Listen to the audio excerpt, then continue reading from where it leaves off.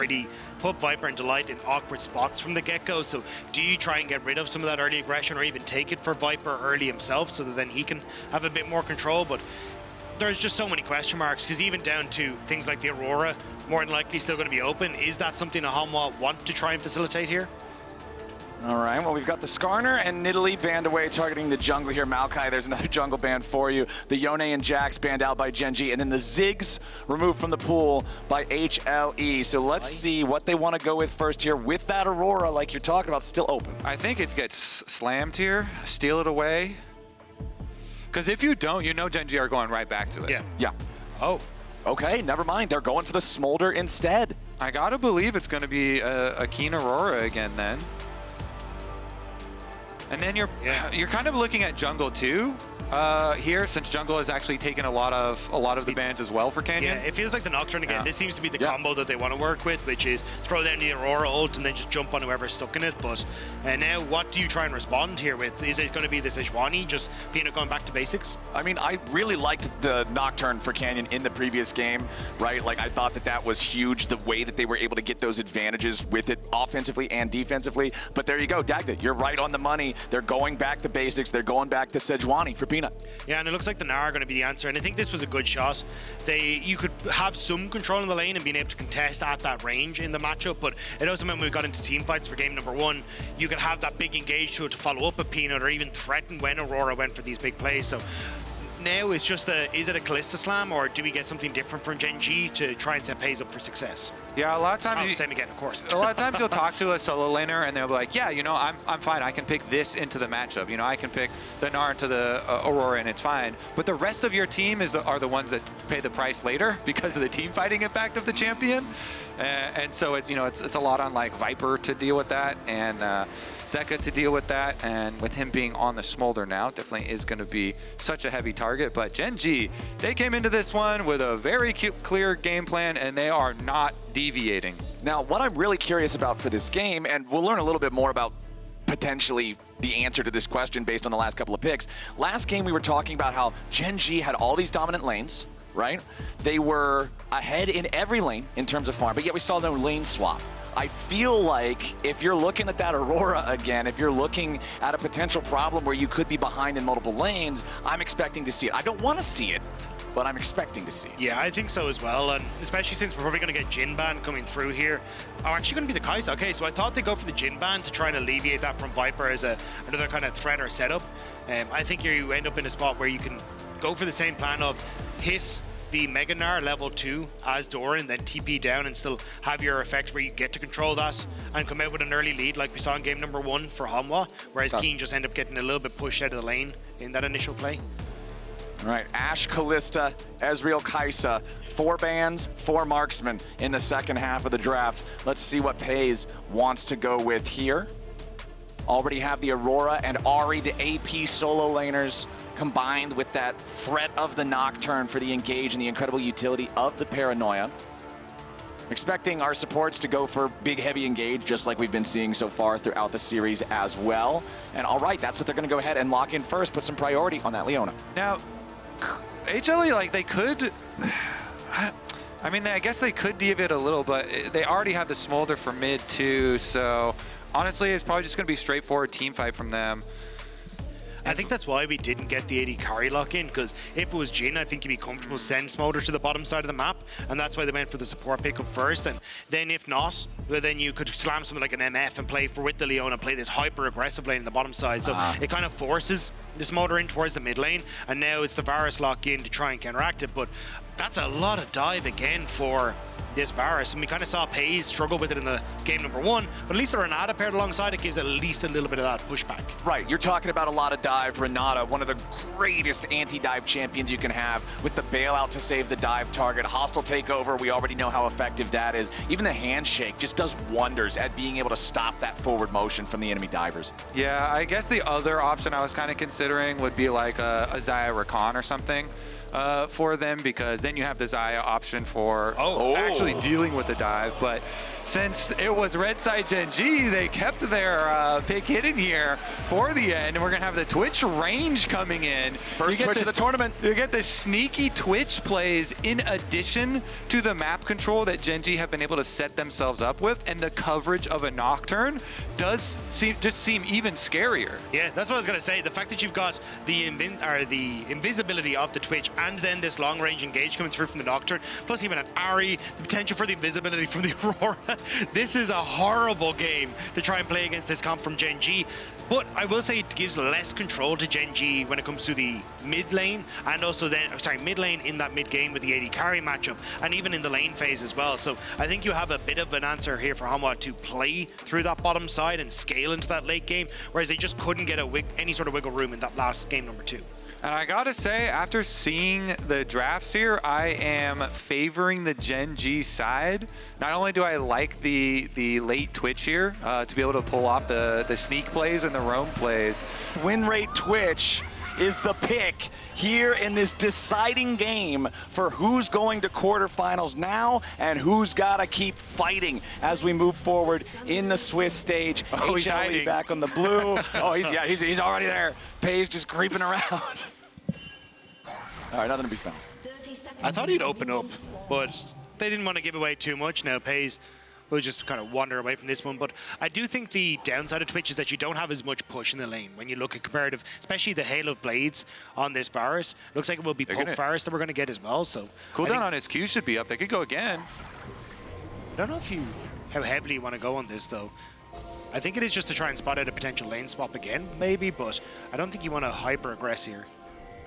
I think it's actually, Gen.G were going for the lane swap because, again, I think your lane phase as Twitch just isn't strong at all here. Just go ahead, give it up, trade that off, play for more of the later stages. Yeah, I mean, your scaling is so good with Twitch. When you pop your ultimate, your range, very, very useful against what HLE are showing here. So definitely agree with it. Let's see how much they have to give up. Seems like no one is even going to stick around and try and steal away a camp from the enemy side. They're just agreeing, fine, lane swap. Should have even jungle start, both of them just on their own, quote-unquote, own Raptor side of the map, with top side there for Gen.G being their control with the duo. And again, they have done the normal supports mid here to get their level 2 top laners with their AD carries. I do think, though, that the introduction of Smolder into the mix here has kind of put a bit of a timer on towards Gen.G. Like, yes, Twitch has great scaling, but I do think this Smolder just pops off so well in the later portion of the game, especially with the lockup in the front line that Hanwha have that Gen.G are missing. You need something to go your way early to maybe even set up Peyz to turn into this assassination Twitch instead. Otherwise, I think in that mega late game, I do favor Hanwha in this situation. And when Gen.G were playing so slow, so methodically in the last game, I think they actually need a bit more burst opening in this game. I don't know. I love Twitch late game. I think I'm just going to fully invest. I'm going all in. Okay. Like, Twitch with range late game just feels so... Oh, wait a second. Yeah, Lehends walking down here underneath the tier 1 turret, but the teleport will arrive. Kiin level 2 here on the Aurora, but man, Kiin is in some trouble. He flashes away, tries to use the weirding to keep himself alive. Delight survives the damage of the turret, and that's already a 1-0 for HLE here in the early game. They're about to make it 2. Peanut at least dies to the turret, so there's 1 traded back, but the play goes positive for HLE. And this is why I was talking about the advantages for Hanwha. This is such a squishy team from Gen.G. Even on the rotation down, yes, you've got Lehends there, but this Aurora offers nothing, and now already a phenomenal start for the Hanwha squad. My real big question after this is, what is Peanut gonna do now? Because he actually goes down here, and since they did do their own side clear first, Canyon has a bunch of camps to pick up. We're watching the replay now. It's really nicely done on the first dive to juggle the tower aggro. It's only here in the second one that they give up number 2. Lehends is able to lock up Mr. Peanut under tower, and since he has Ignite late, but I really want to get back to live and see what's done with the jungle camps. Yeah, this is what I'm expecting. Because Sejuani cleared his own red side first and then went for the dive immediately, Canyon got to cross over, and Canyon's going to have a very nice lead on jungle here, and especially with a Nocturne, that can cause, again, your whole team to have to pay that price. So while you do get the dive off, and the first kill was without response, getting the second kill, plus it actually gave over some jungle advantages there. Gen.G, like, it's not all bad. Yeah, I think Canyon is the big benefactor for Gen.G, but for Hanwha, Viper coming in, serrated Dirk already completed, gives him a ton of control on this bottom side. The only upside, I think, for Gen.G in the spot side matches is you're playing against the Renata. She's not exactly a heavy engaged champ that can look to just hard in on towards a fight, as maybe Lehends actually looking for one, but I think you're in an okay position to just continue to farm as Peyz with that lack of engage support. Nice little bit of a combo damage there between Delight and Viper's piercing arrow. That serrated Dirk can lead to such an annoying trading pattern in the lane because it's just so easy for him to come out on top. As Doran just doing a little bit of proxy farming, Kiin needs to stay underneath the turret, farm up this big wave. Still a nice gold lead for HLE after the dive there in the bottom lane. Chovy versus Zeka back in the mid lane. Zeka is hitting that first break point on the stacking already so far. Pretty easy to hit that one. 25, giving you the AoE on the Qs to continue accelerating the speed of the farming there. Already has the first tier purchased as well after both mid laners have used that first TP, so wants to make sure that he's getting that stacked up as quickly as possible, spamming out all those abilities, making sure that you're constantly moving as quickly as possible towards those larger breakpoints. With the experience lead for Canyon, we're looking already at the Void Grub, so he can go Krugs over here towards it. And since bottom lane, they've actually kept both Delight and Viper down there for HLE. It really does seem like, well, even though they're actually getting the push, Lehends is already halfway up the river, so Lehends is kind of deciding right now. I think it's thinking Void Grub against Canyon 6 as well. Well, yeah, which way Lehends wants to go. So I think Lehends is doing a good job kind of hovering here. He could go to either, and Canyon jumping on these Void Grubs. He does have his smite ready, so could get his level 6 immediately. Yup, and there it is. Canyon, level 6, first grub already down, Peanut retreating. I just love what they did there. You know, Lehends hovering in the river, in the fog of war, as the wave is slowly pushing into them. They're not really concerned about it. Canyon finishes up the Krugs, goes right over to those Grubs. They finish it off, and that's how you really, even though the dive bottom did cost some extra gold, you leverage experience in this game, and his experience early on to just be more impactful than gold a lot of the time.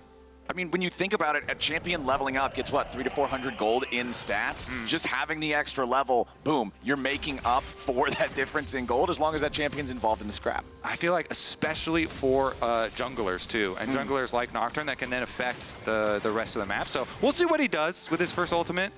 Mr. Canyon clearing down his bottom side, so. I think he wants to go bot lane here. Yeah. Level 1 Paranoia, not the longest range, but it's long enough. Zenith Blade to lead the engage. Lehends starting it off as Viper still tries to escape. The cleanse ain't gonna do it. The bailout ain't gonna do it. The piercing arrow is not enough. Peanut shows up, but it's too little, it's too late. It's too good for Gen.G, who tie up the game 2-2. Dude, when your jungler is ahead, oh, it feels good. Canyon's there first. Canyon's able to close the distance with his ultimate, and even though Peanut arrives late, that's just level 5 Sejuani. Great. Not really concerned, and so they get the early jump onto Viper, even with the flash, even with the cleanse. Successful move for Gen.G, and Canyon able to really leverage and snowball the early stages, but here's another look at the start. A great engage from Lehends. The flash Zenith Blade catches out Viper and sets him up, gets the stun as well. And Viper could have tried to use the cleanse there, but instead believed in the handshake going through, and then I think he just couldn't quite get away after that second stun came through from Lehends. And as you say, I mean, level 5 Sejuani's going to do nothing in this situation. Dude, how sick of a move is Zenith Blade? Still get to go with him with his flash. So he got to go his flash distance, plus the Zenith Blade distance, plus Viper's flash distance. It's like that part of the Toy Story, you know, where they're all running off the back of the van and they're just holding onto a rope, just following along wherever. I'm coming too. All right, well, Canyon continues to leverage his jungle advantage into a dragon as well for Gen.G. It's been the story all 3 games of objectives for Gen.G and dragons especially for them. All right, Gen.G pushing towards top here, just continuing to try to grab as much plate money as they can. Meanwhile, Canyon, he's got the first Drake, he's got the first 3 grubs, he's got the experience lead, he's got everything Nocturne could ask for here in the early game, having a great showing in this 3rd one of the series. The gold is back to even as Viper and Delight try to maintain control and push. Here in this bottom lane, Zeka still doing a good job, making sure that you DPS the minions equally, farm them all up with the Q, get max stacks, and he's already up to 82 of those. Chovy now moving down to cover bot lane though. They still want to try and get this rotation for the grubs in a minute's time. You already obviously have Peyz up here, but Lehends is moving down. They are fully convinced Hanwha are going to go for some sort of dive with Peanut hitting level 6, but everyone from Gen.G hiding on the map, waiting for Peanut to show himself. Yeah, Peyz hiding all right, deep in that alcove. He's getting ready for some sneaky plays. We'll see. Once you get the Blade of the Ruin King for the Twitch, then you really become a menace, making everybody worry about your positioning. Every moment that you stay hidden, like this comp from Gen.G just puts so much like mental pressure on you. Yeah.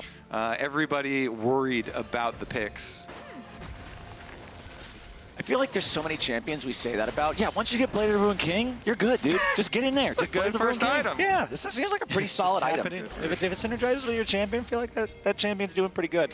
Anyway, even gold between the teams now. 15 seconds until the 2nd set of the Void Grub spawns. Gen.G only needs to take a single grub to get the Void Might spawns, but of course, if you can get all 6, it just feels fantastic. Peanut is the first one up here in that Herald, Baron, Grub, whatever you want to call it, pit. However, Gen.G will be sending more troops real soon with Peyz farming up underneath the tier 1 as you do have lane control up there for the combo of Delight and Viper. Down in bottom lane, Chovy versus Doran really shouldn't turn into a whole lot, I wouldn't think. Both of these two have unleashed teleports ready to go to join any fight that might break out here in the top side. It's a 4-man move from HLE. They're going to be the first to commit here to this river.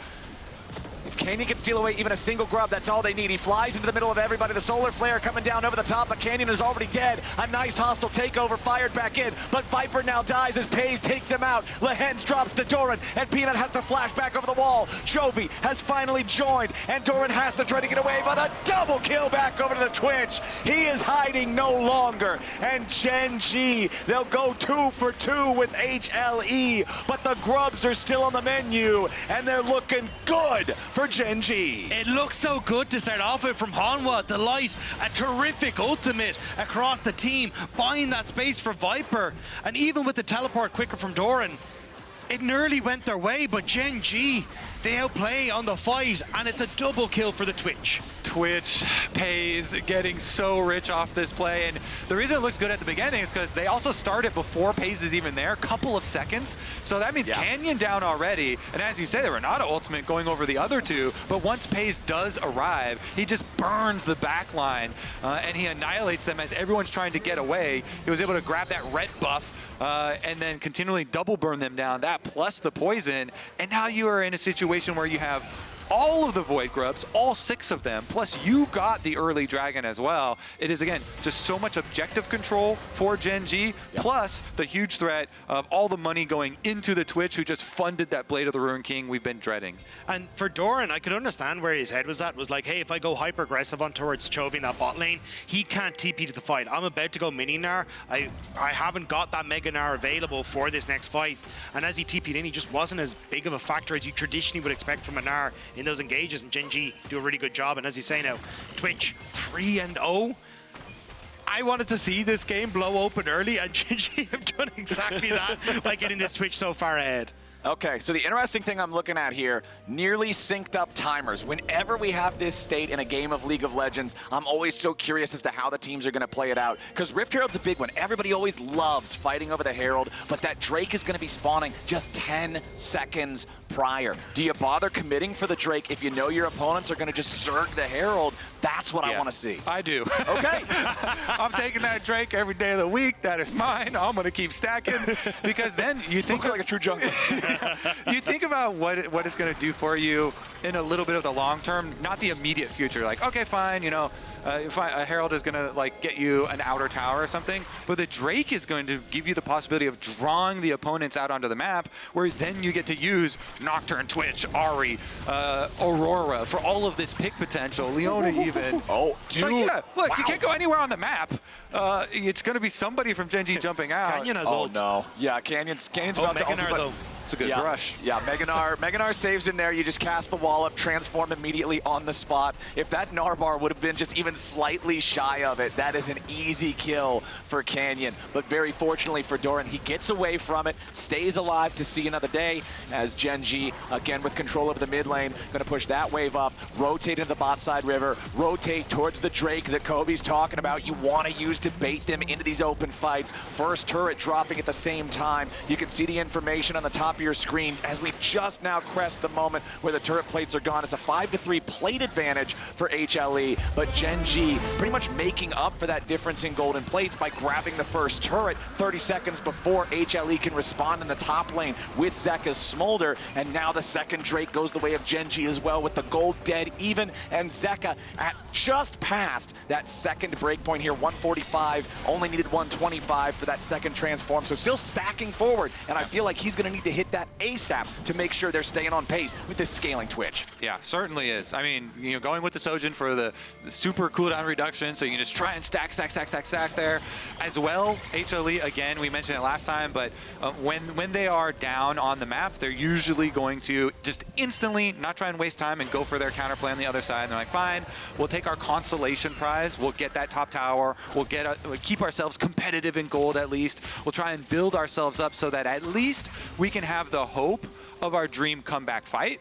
And this time around, it actually might be Delight being at the center of it again, in a sense that you kind of saw at the grub fight, where it's a kite backwards into some counter engage, and Renata ultimate has the possibility of being huge. But it is really hard to cover all of the angles that this Gen.G comp can come at you from, since they can literally come at you from 360 degrees with their mobility and with the invisibility gems.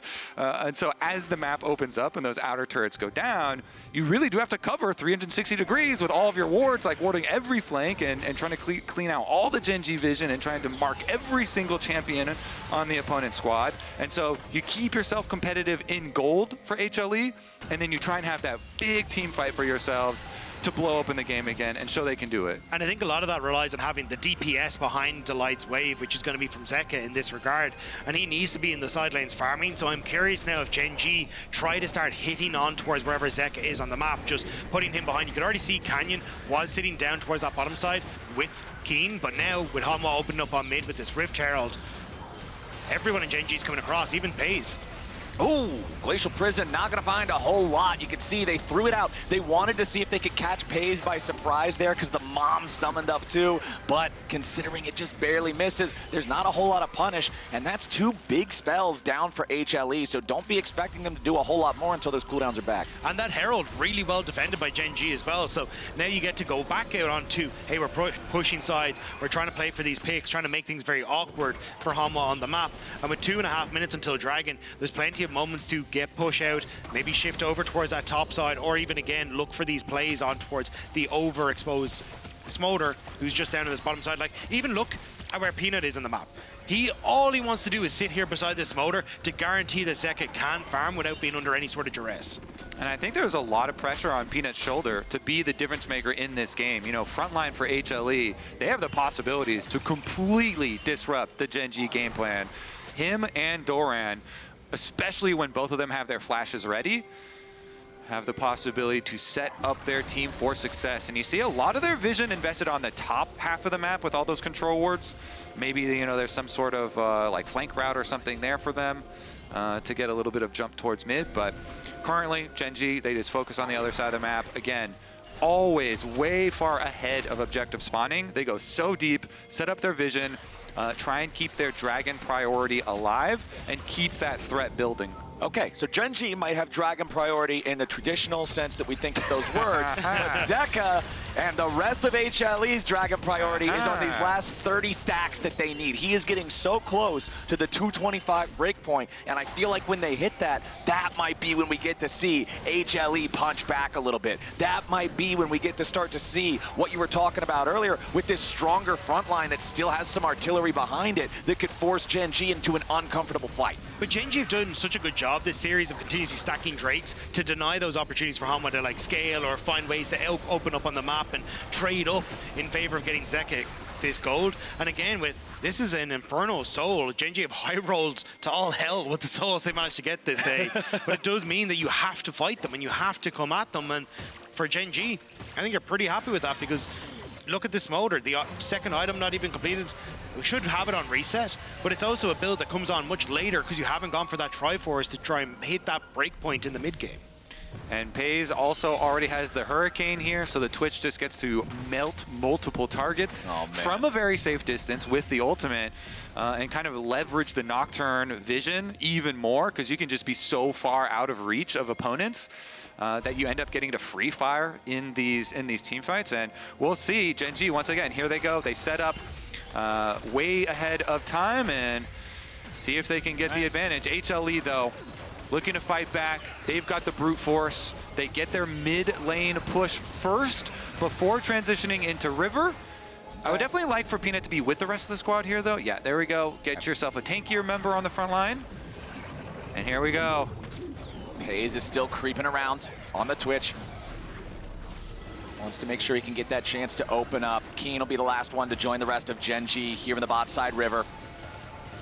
The Gnar separated from the rest of the team. Doran's about to transform back from Mega Gnar. This is not a good state for HLE to try to go in for a fight. They wanted to try to grab Lehends. There's the handshake with Mom over the top, and Zeka gets the first kill. They're trying to go between worlds. Kiin's in the front of everybody, and Peyz is free firing. The kills start coming in for both sides. Make it 3 for Peyz. 2 of them picked up by Chovy, though, as Peanut and Zeka try to get away. A triple for Chovy, and Peanut's the last man standing.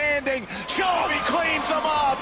A quadra kill for the Gen.G mid. Kiin is putting the fish in the barrel for Peyz and Chovy to knock them down. Gen.G wanted one fight, and my God, did they get it. They certainly did. They get the dragon and they get the smolder. So both dragon's flowers, everything taken care of, including 2 turrets afterwards. It's insane how much they get off this. But Peyz, I want to highlight around the top, flanks on the Twitch. So even though Lehends is down, as you say, Aurora ultimate groups them up, and Peyz opens up from the top side, out of vision of the enemy team. Nocturne ultimate goes off, and Chovy just going free and rampant here on the Ahri, chases them all down, gets the last little bit of the kill here for the quadra on his Ahri. Reset after reset. I mean, this has to feel good for Gen.G. The revenge for the finals in the LCK, but heartbreak coming through from the Hanwha coaches. Just having this moment where you can fight back when it was supposed to be yours, and Hanwha came out and snuck it away from you. Gen.G have a lot to prove here against them today. Yeah, and I like what they've shown. They've committed to this core of Nocturne turning out vision. You know, Canyon being a real strong point person for the double AP carries that they lock in over and over and over again. And I really like the execution as well, as Chovy gets a little bit frisky with the mid lane here. Well, Viper tried to catch him with the Chains of Corruption since that's already down, and Chovy already had to use the ulti to escape it. He feels fine trying to scrap with the rest of the cooldowns as Canyon and Lehends have to try to get away now. They try to flash out to survive the Glacial Prison. Peyz is firing into everybody, but he's finally caught. Zeka kills him. Gen.G has overextended, and they are punished for it. Doran, huge with the Gnar there. He's not going to let that happen again. To go straight for Peyz, knocks him in. They get 2, Kiin down, Peyz down. Hanwha Life not going to go out without a fight. This Runan's Twitch, though, still got the damage done. That could have potentially been Hanwha turning over towards the Baron, but blinking health bars on Viper, on Delight, on so many of these Hanwha's members means that, yes, it's some kills, but you don't get the objective afterwards. And look at the timing window here, because it is very close. Peyz is there, he is waiting, he wants to open up, he sees all these abilities used, he's like, there's no Sejuani ultimate, and boom, Kiin comes in, but Doran says, not on my watch. and they instantly shut them both down. And like you're saying, a couple more autos, boom, the whole team is just destroyed right there. So again, the instant turn to immediately go for both of them. Flash used from Doran, but that was a very worthwhile flash. The way that it looked, one auto kills two of them, and then there's not even enough for the remaining three guys to fight. It would have been a total wipe. Absolutely clutch to not let Peyz get away with that. HLE doing everything they can to try to stay within striking distance in this game that, just like the first two, Gen.G has been in charge of so far.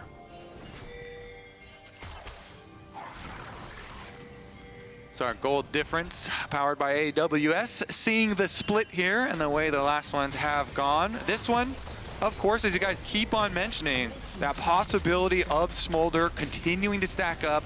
A lot invested there, but a Nocturne ult on him. Yep, Canyon has found his target here with Zeka's Smolder. Mom summoned. Maybe it would have been enough to save him just from Nocturne, but not from the backup, too. Kiin will be the one to take the kill as Peyz also provides additional damage. Gen.G now with a 5v4 for the next 30 seconds. Mom not going to save you from these bullies. No. They finish the job there. Smolder down, stops the stacking for now as well. Meanwhile, this map just is so hard for HLE to play, again, because there is so much of a possibility of these Gen.G 360-degree flanks coming from anywhere. You really have to have towers to help defend and control wards to help defend your movements. So anybody that's out like that on a side lane, that's a very repeatable thing we just saw, and that's why we keep hyping up this Gen.G map play available with this comp. And when Zeka gets 360 no-scope 30 seconds before Dragon's out, he needs to TP back out onto the map, because otherwise Gen.G just get to pull the trigger once more. 8 seconds until Canyon's here. Zeka not out on the map. Even Doran's resetting. He just went mega too, so needed to clear out the way, but it means that coming into this, Hanwha have to buy time before this Gnar can have an impact. No flash available as well to try and threaten Peyz. Okay, so the rapid fire cannon being completed for Zeka, I think is really big. Allows him to try to poke at these guys a little bit before the hard commit comes out for Gen.G. But it's so scary since Peyz can always be anywhere, everywhere, all at once. Not a good place to have to try to defend against. Canyon getting caught initially there by the Glacial Prison. Loses about half HP, but not close enough to death to force him all the way back. To buy time, though, for Doran to get that Gnar bar filled up. Wants to try and get on towards the backline. Peyz in a very good spot, though, between all these members of Gen.G. Yeah, Lehends wanted to go in there with a Zenith Blade, but he ain't gonna find the angle. Doran ready to transform. Gnar bar charged. Gets charmed, though. Snot Bubble hits Lehends. There goes Mom. A little bit more damage by doing it, and Viper grabs the kill.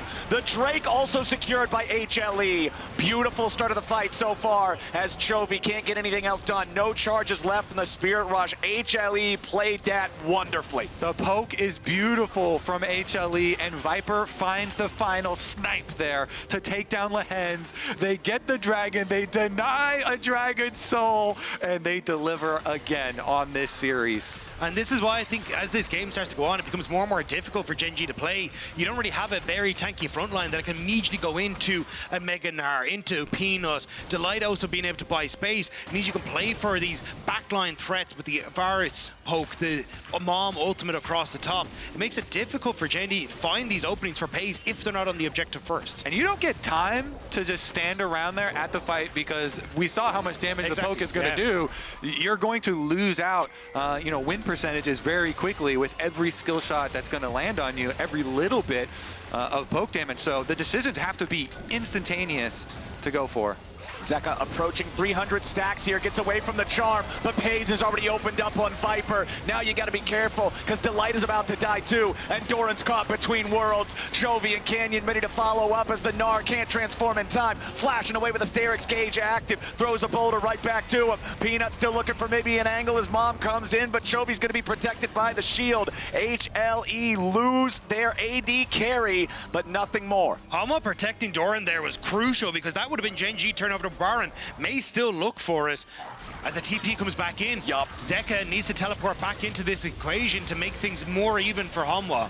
The teleport seals the deal. Baron's the target. Gen.G already got it down to about half. Doran here on the front line. Baron at 6k HP. HLE piling in. Lehends tries to get away. Doran still at about half HP now as Peanut has to fully escape. Arctic Assault backwards. It's Baron so still aggroed at 3,000. Doran still trying to transform. He needs to go into Mega Gnar. Peanut's behind the wall into the pit, but the Baron's going to be secured by Canyon. Now HLE trapped between a wall and an enemy team. Canyon gets the kill on Doran, and Chovy goes over looking for a little bit more. They want to kill the Smolder, and Zeka pops. They all drop, and it looks like the hopes are done, dead and gone for HLE. Gen.G with a home run.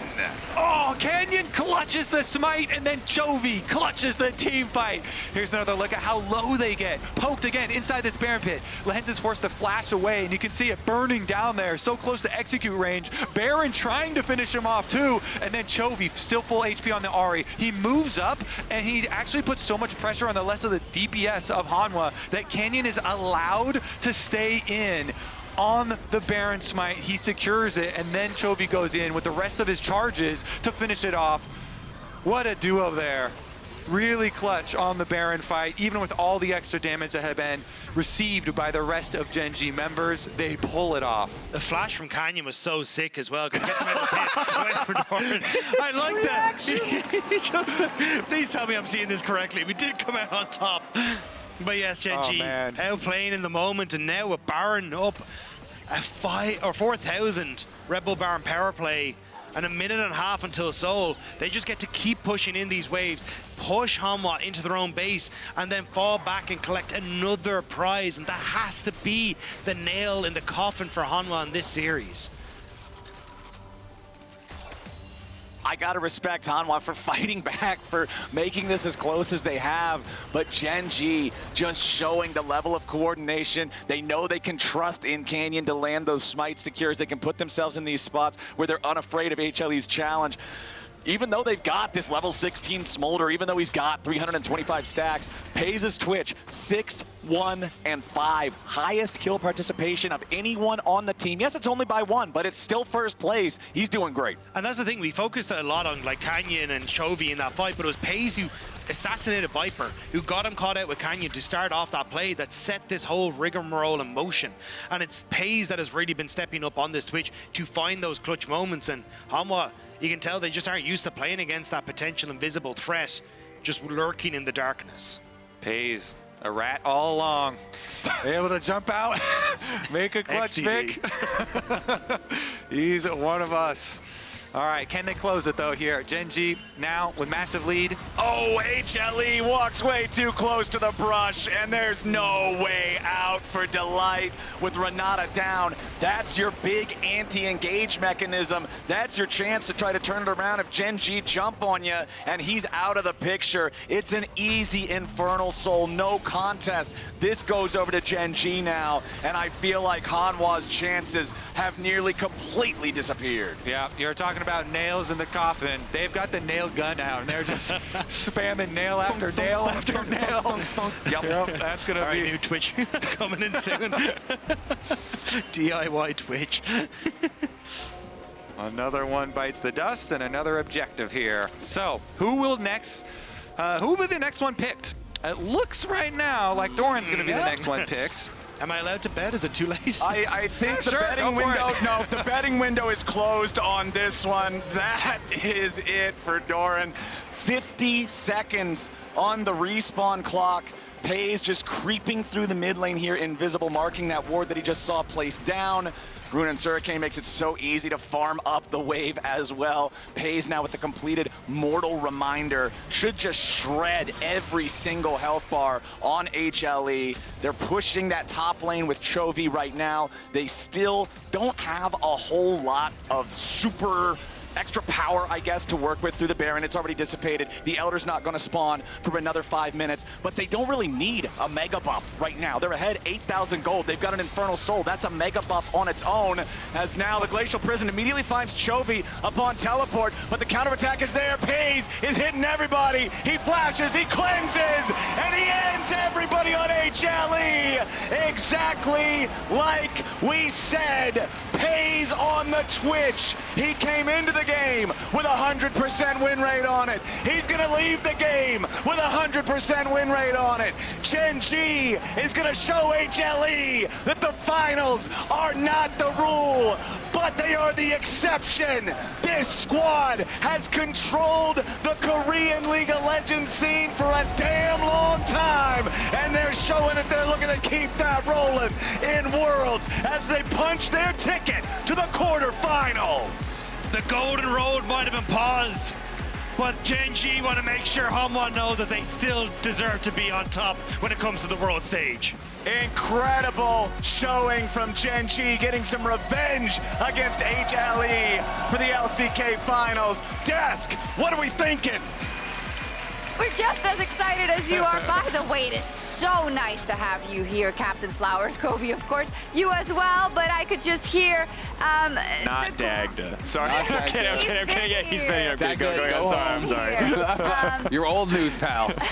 But my God, what a wonderful microcosm of a game to watch for so many reasons. But I think two of the main reasons were Peyz and Chovy